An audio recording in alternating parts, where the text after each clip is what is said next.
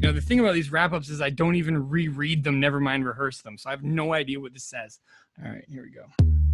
One more time. Let's do this right. Come on. Oh, it's the last day of Tucson. Are you ready for the end or no? I'm guessing no. Well, I got one more psychedelic flow. Day 5 of a journey, metaphysical and intellectual. Is gonna feel like 5 sequential LSD trips at a festival. Burning Man for the discerning clan on a quest to know answers to the questions most profound. Like from whence does the subjective grow? Day 5, the 5th episode, and we finally get into quantum. I guess it was inevitable, but not computable. You could ask Roger Penrose. The Schrodinger equation is absurdly superpositional, and the multiverse is theoretically designed to unravel. We need a parsimonious answer. How about time travel? Now, this is what is a sort of outrageous thing to say. It looks as though you're, in the future, influencing something in the past. I know it sounds outrageous and difficult to imagine, but the decoherence effect is really backwards retroactive. That's why the collapse of the wave doesn't produce any heat. So forget every theory that's wrongly attributed to me. It probably is a disproof of this model, but it's not my model, even though it has my name attached to it. I mean, retroactive, I'm wicked fast with a table tennis ball, and plus my time travel theory is empirically testable in a simple but ingenious way. I threw a party yesterday that I announced today, and people actually came. Dang, that's the gold standard, empirically and logically. Now even physics admits to a little bit of teleology, even consciousness. Just ask Hartmut Neven, achieving atomic pleasure through quantum error correction. I can relate, I'm vibing in high-dimensional Hilbert space. My rap flow is attracted to those homeostatic states. 1,000-qubit brain, rapidly switching logic gates, and a certifiably random word that my mind generates is from the homeostatic engine, releasing tension with the flyest raps. I'm like a self-driving car that's terrified to crash, right? Just ask Peter Reed, that's the best type of whip to trust.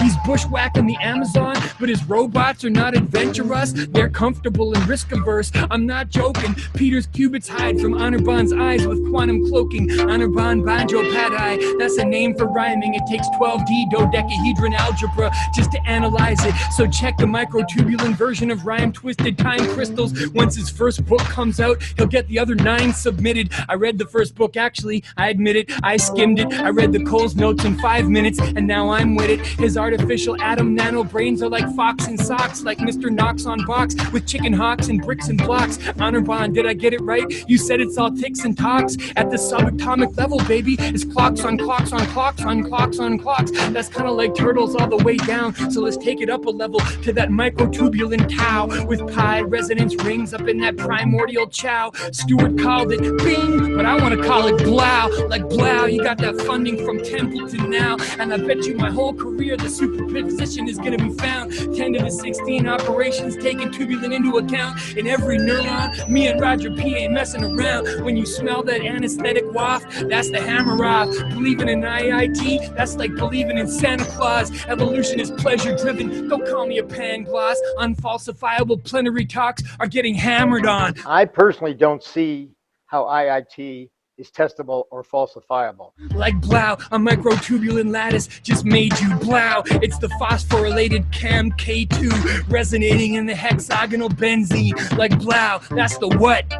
Just don't ask him about the how. Maybe Horatio Cantiello has the answers. It's a cell's cytoskeleton actin filament transistors, cytoplasmic jello, Horatio Cantiello, cilia flagella, and every filament organello with the microtubulin oscillation ratio. There is more on heaven and earth than we are made to know, more than philosophy can even teach us. Just ask Horatio. That's why we need science to butcher a Shakespeare quote. And away we go, moving up the conjectured multi-scale from quantum to proteins to the neurons with the longest tails. It's all functional connectivity from big to small units, fractal patterns of Christmas lights. Ask Paul Nunes. Covariance, Granger causality, and coherence as well. Each hemisphere is a topologically spherical shell. So if you're looking for a where for the spirit to dwell, don't forget to check the level of whole cities as well.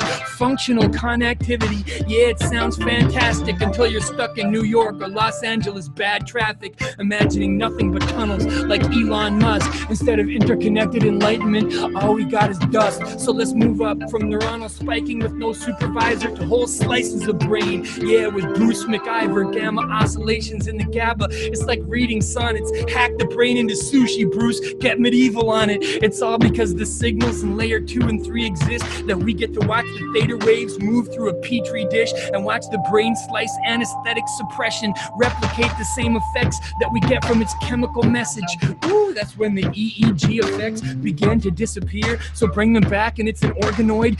So synaptics cohere into actual miniature brains that rack me with fear when it's hooked to a robot spider like in Black Mirror. What's up, Allison Audrey? Dog, you're wrecking my day. Am I relieved that they're still on a 3-second delay? And will your spiders with human brains just wake up one day? And when they try to take us over, what are you gonna say?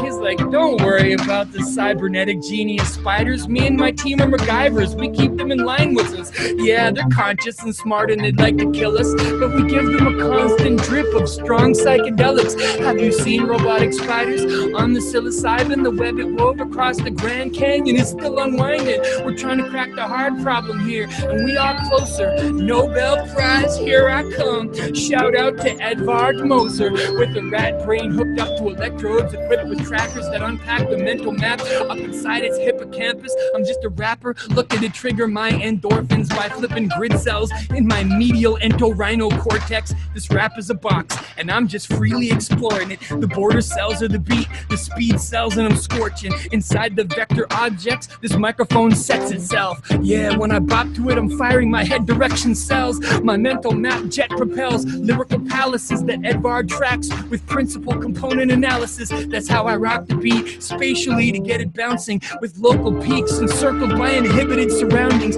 Tucson, every night, it gets me beautifully enlightened. Me and the crowd are like neurons that are mutually excited, wired together, we fired together, we're tested in the mental. And then at the end of the conference, that's the resting potential. And now the last day, are you ready for the end or no? I'm guessing no. Well, this is my last psychedelic flow. Day 5 of a journey of metaphysical intellectual depth is gonna feel like 5 sequential LSD trips at a Burning Man festival. Burning Man for the discerning clan on a quest to know answers to the questions most profound, like from whence does this subjective grow? Day 5, the 5th episode, from the universe down to quantum fluctuations. That was inevitable. That was inevitable. I'm just freestyling because my lyrics are gone, but that's the beauty of improv. There's no end to the song. Yeah, check it out. I'm still up in the groove. I'll still be rapping from this moment until 2022. Yeah, check it out. I'm just gonna have to kick the next rhyme and the last rhyme. Peace out, y'all. Hope to see you next time.